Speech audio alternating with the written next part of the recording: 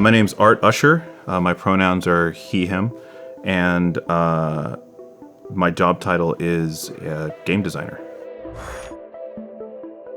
Game design can have a number of different meanings depending on where you are, what you're actually doing. It can be anything from creating levels or to creating the actual way that characters move and progress within a game and the things that they do. But for my particular role, as it is now, it is more of a collaborative design effort to work with other creators from around the world to make sure that they can create the best possible product that they want to make.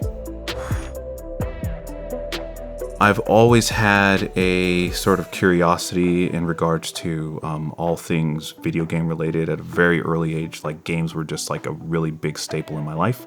I had a friend who was part of the game industry, and he had reached out to say, hey, would you be interested in, sort of a entry-level position?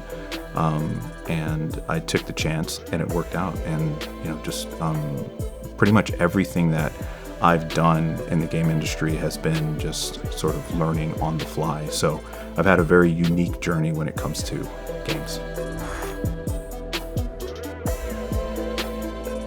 Being able to sort of go through that iterative process of taking something from an idea and a thought and then creating it and basically whittling away the clay as you would if you were a potter. I think that aspect of things is what is most rewarding.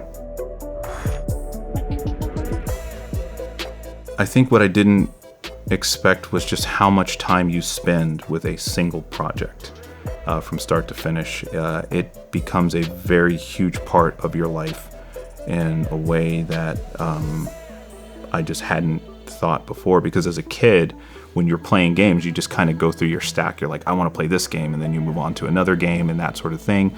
But when you're on the creative side of things, it is literally an idea that you are fostering and you are taking through that process. You have engineers, you have artists, you have animators, you have sound engineers. So there's so many different people that are part of this process of creating this experience. And so you're able to sort of riff and bounce ideas off of each other, and that's where sort of the unexpected sort of, what if we went in this direction and we tried it this way? That's where you get those really surprising sort of moments that keep things fresh and lively. A lot of times as a designer, your vision for something is much larger than the scoped time that you have to create that. And so for me, a challenge was like being able to keep the spirit of what it was that we wanted the player to see and experience, while at the same time being able to have it fit into the schedule that you're trying to do. This is going to maybe sound a bit cliche, but it is the metagame of being a designer. It is the next challenge, right? That is what I think drives us as creatives, and it doesn't matter what discipline you are. It's okay, what is the next thing that I can solve, and what is the next thing that I can do that will kind of, I don't want to say scratch that itch, but like that is what I think drives me personally is meeting that next challenge and being able to say, okay, how do we tackle this?